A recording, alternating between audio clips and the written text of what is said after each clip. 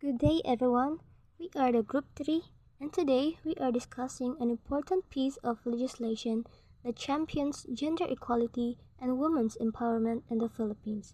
Republic Act 7192, also known as Women in Development and Nation Building Act, presented by Jezal Jane Maliston, Sheila Singhil, and Mylene Jean Bakuli. Republic Act 7192, also known as Women in Development and Nation Building Act, was enacted on February 12, 1992. It is an act promoting the integration of women as full and equal partners of men in development and nation building and for other purposes.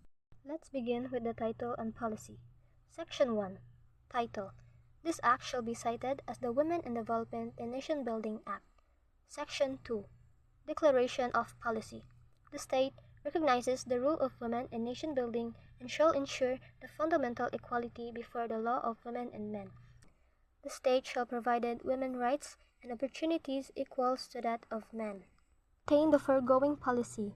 1. A substantial portion of official development assistance funds received from foreign governments and multilateral agencies and organizations shall be set aside and utilized by the agencies concerned to support programs and activities for women.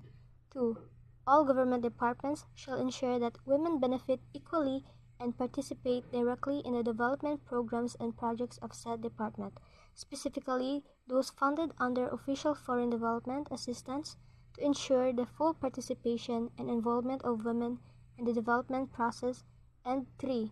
All government departments and agencies shall review and revise all the regulations, circulars, issuance, and procedures to remove gender bias therein. Section 3. Responsible Agency. The National Economic and Development Authority, NEDA, shall primarily be responsible for ensuring the participation of women as recipients in foreign aid, grants, and loans. It shall determine and recommend the amount to be allocated for the development activity involving women. Section 4. Mandate. The NEDA, with the assistance of the National Commission on the Role of Filipino Women, shall ensure that the different government departments, including its agencies and instrumentalities which directly or indirectly affect the participation of women in national development and their integration therein. 1. Formulate and prioritize rural or countryside development programs or projects. Provide income and employment opportunities to women in the rural areas and thus prevent their heavy migration from rural to urban or foreign countries. 2. Include an assessment of the extent to which their programs and/or projects integrate women in the development process and of the impact of said programs or projects on women, including their implications in enhancing the self-reliance of women and improving their income. 3. Ensure the active participation of women and women's organizations in the development programs and/or projects, including their involvement in the planning, design, implementation, management, monitoring, and evaluation thereof. 4. Collect sex disaggregated data and include such data in its program, projects, proper proposal, or strategy. And 5.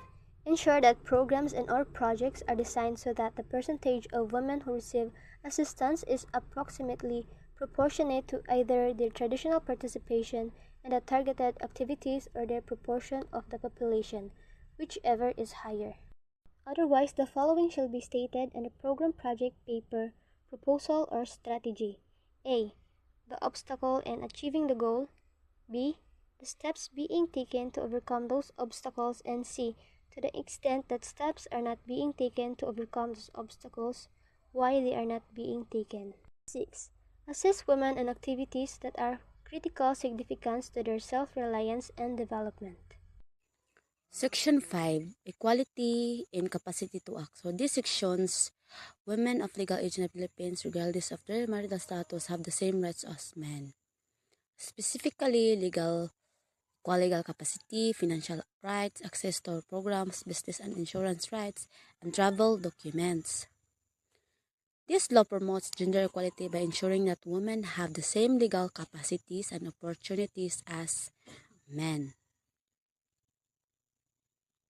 Section 6, Equality Membership in clubs. So this section ensures that women have the same right as men to join and participate, specifically equal access that are devoted to public purposes, equal rights, and privileges. This law promotes gender equality by ensuring that women have the same opportunities as men to participate in and benefits.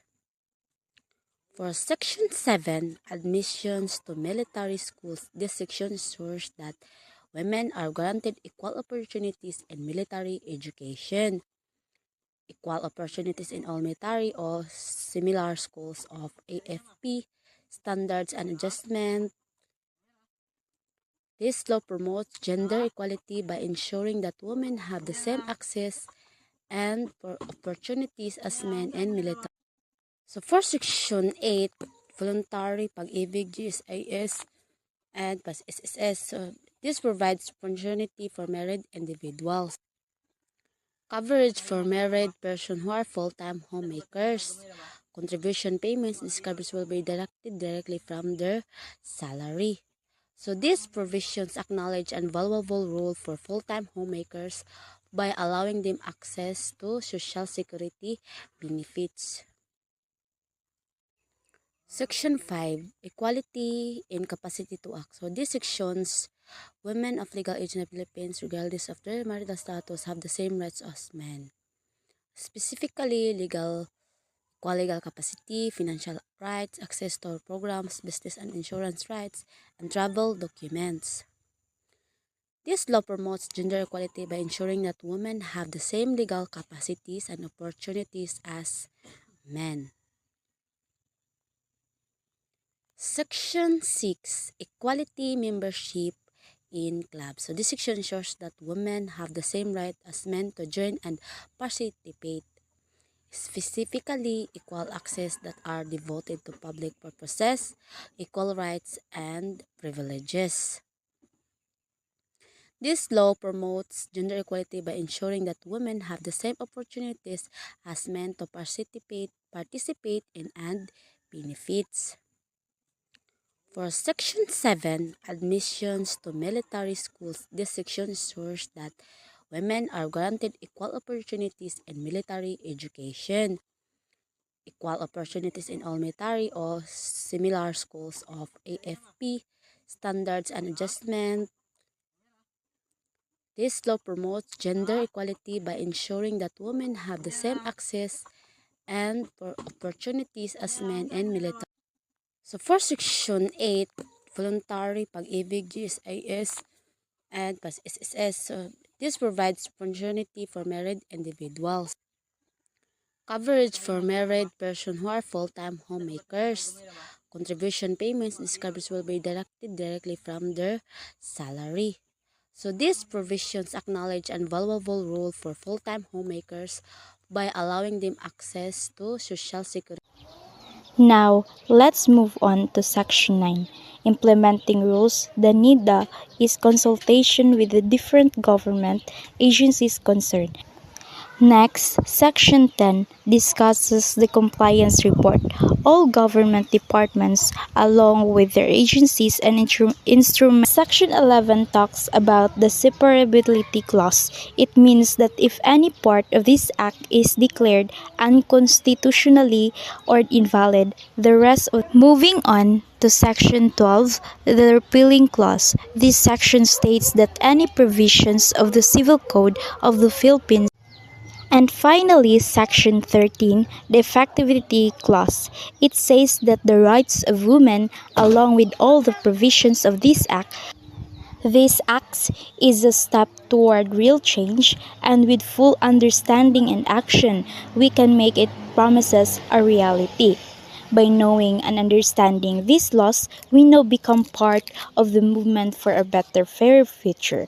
Thank you, and let's continue to make a difference.